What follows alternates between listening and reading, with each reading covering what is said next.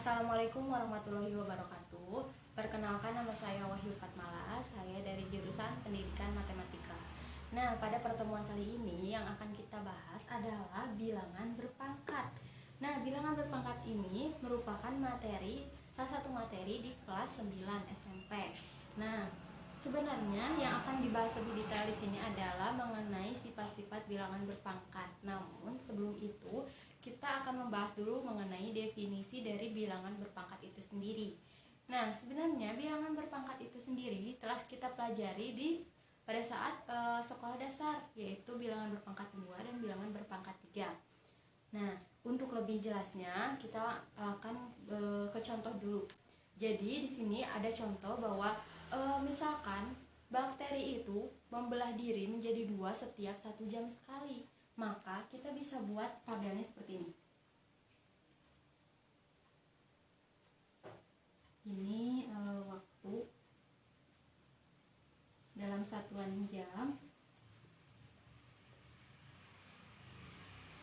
Lalu di sini ada jumlah bakteri.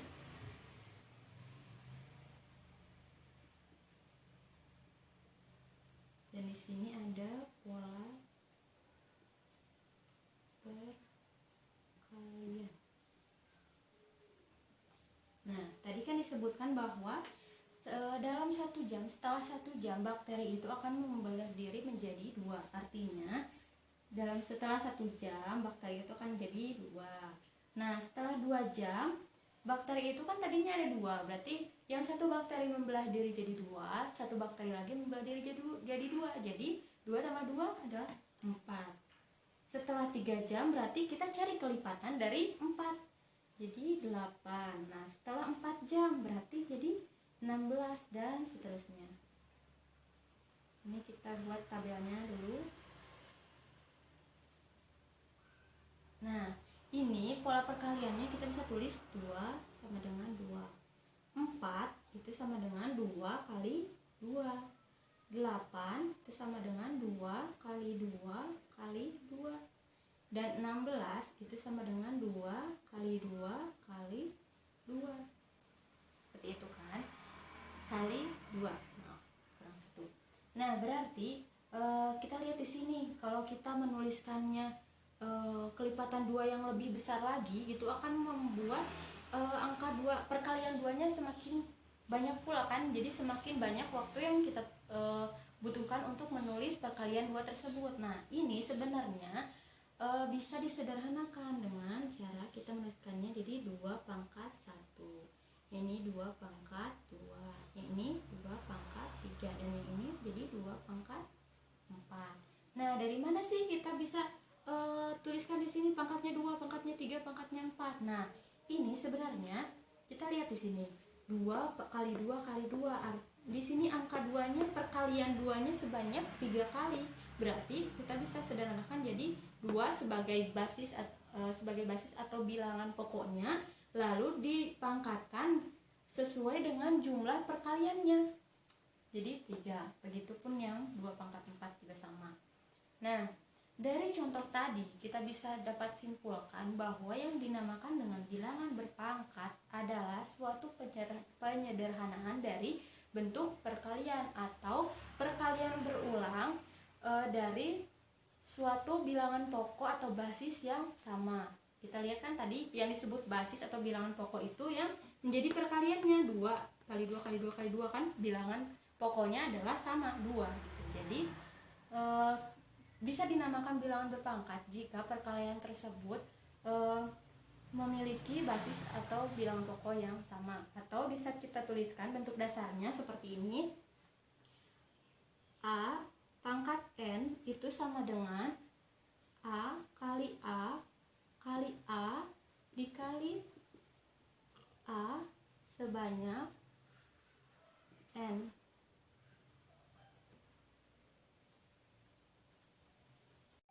Nah, selanjutnya kita akan membahas mengenai sifat-sifat bilangan berpangkat. Di sini misalkan yang pertama kita punya 2 pangkat 3 dikali 2 pangkat 2.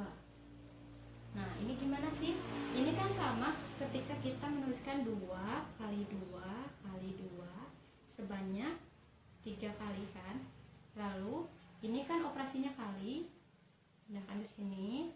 Lalu kita tulis 2 pangkat 2 sama dengan 2 kali 2 sebanyak 2. Kalau kita lihat di sini yang menjadi basis atau bilangan pokoknya kan sama. Jadi ini itu bisa kita jumlahkan jadi 5.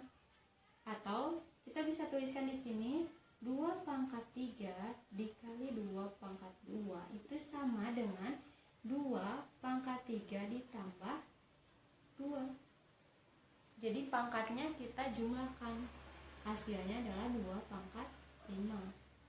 Nah, dari soal tadi berarti kita sudah menemukan sifat yang pertama, yaitu ketika suatu bilangan pokok A dipangkatkan M dikali dengan A dipangkatkan N, itu hasilnya sama dengan A pangkatnya dijumlahkan, yaitu M ditambah N. Nah, ini sifat yang pertama. Lalu misalnya di sini ada lagi 2 pangkat 4 dibagi 2 pangkat 2. Nah, kalau ini kita bisa tulis, kita uraikan 2 kali 2 kali 2 kali 2 dibagi dengan 2 dikali 2. Nah, ini kita bisa bagi habis 2 kali 2-nya. Jadi tinggal sisanya adalah 2 kali 2, atau kita bisa tuliskan jadi 2 pangkat 2. Jadi dari sini kita tuh dapat